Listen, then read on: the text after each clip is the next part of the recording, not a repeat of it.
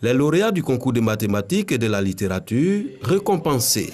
Au nombre de 78 élèves, sélectionnés dans les classes du CP1 à la terminale, ils reçoivent le prix de l'excellence scientifique et de l'innovation technologique.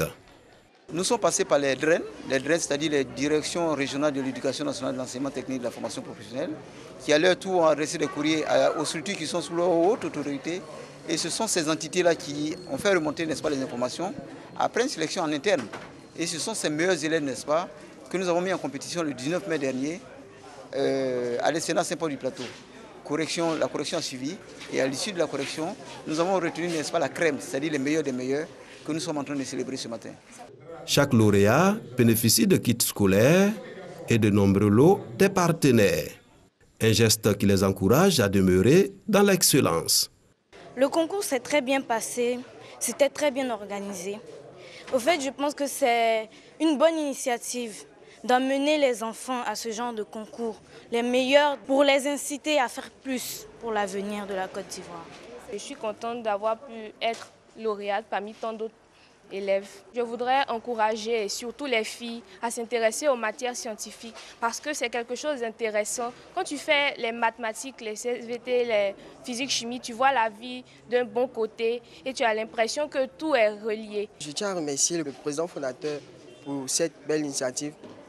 Pour aujourd'hui, pour la promotion de la science, en particulier en général pour la promotion de l'excellence. Je demande aux élèves d'aimer le travail et aussi de cultiver l'excellence, afin que notre Côte d'Ivoire aussi ait une ressource humaine de qualité. Le concours de mathématiques et de la littérature est à sa 5e édition. Il a été initié pour faire la promotion de la science dans les écoles.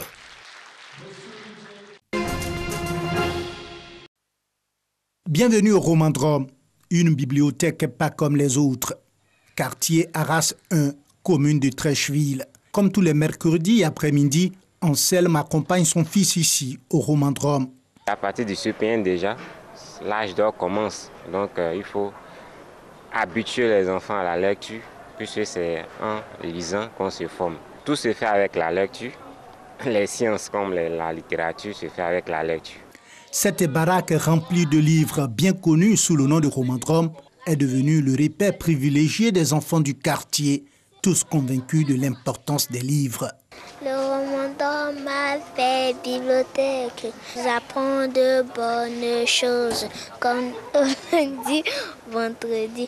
Merci, monsieur le bibliothécaire.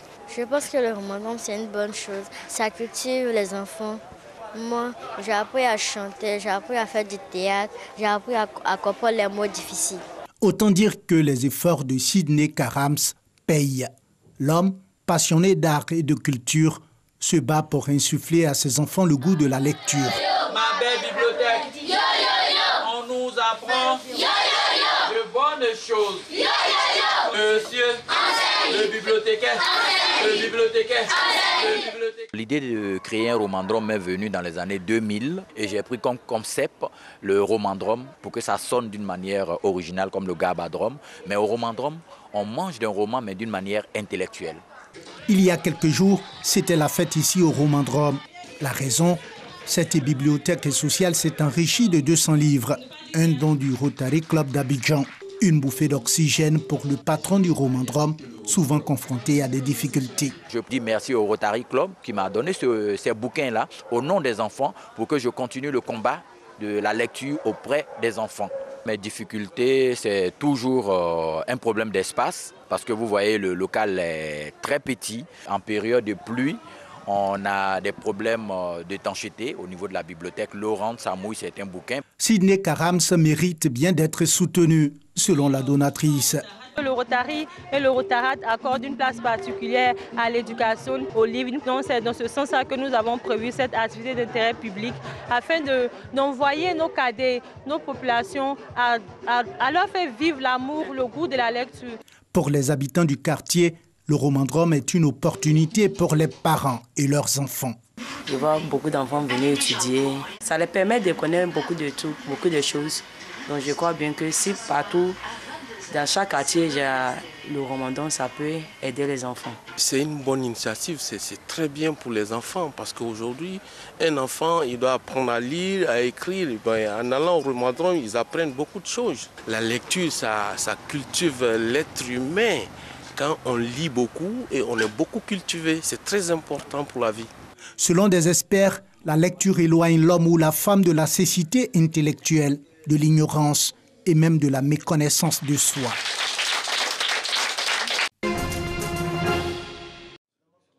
Des souris et une bonne ambiance au cabinet du ministre des Sports, Daopolen Claude. Événement exceptionnel, le ministre reçoit plusieurs anciens athlètes afin de leur donner une bonne nouvelle. Le chef de l'État, Alassane Ouattara, a décidé de poursuivre la politique de remise de primes exceptionnelles d'une hauteur de 300 000 francs CFA à chacun des anciens athlètes.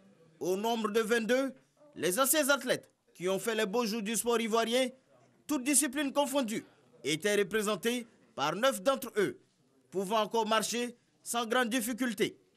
Les vétérans Elo Dengui, Ibrahim Doumbia, Blé Théodore, Nda Lucienne, Aye Jacques, Kone Ouma, Bakasseri, Kofi Konabebe et Dali François ont traduit leur infinie gratitude au président de la République et à l'ensemble des membres du gouvernement en souhaitant bénéficier chacun d'un logement et d'une invitation spéciale à tous les événements sportifs. Pour clore la cérémonie, chaque ancienne gloire a reçu sa prime mensuelle.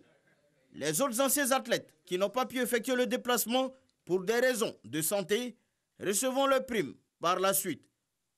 Le ministre Daopolen Claude a profité de l'occasion pour demander à ces anciennes gloires d'inspirer la nouvelle génération en leur enseignant les bonnes méthodes d'autrefois qu'ils jugent encore nécessaires.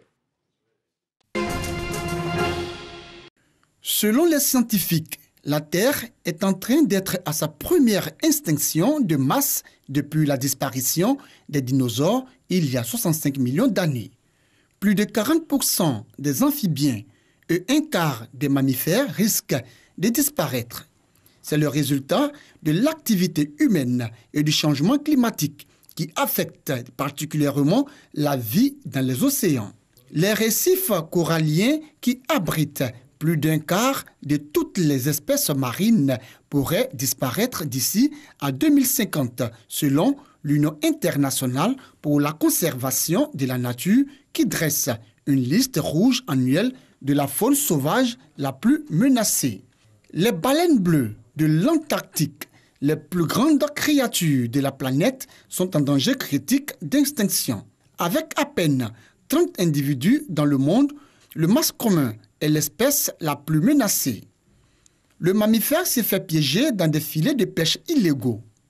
Environ 60% des espèces d'eau douce, comme les crocodiles, les hippopotames et les dauphins des rivières, sont menacés et ne bénéficient pas d'une protection adéquate.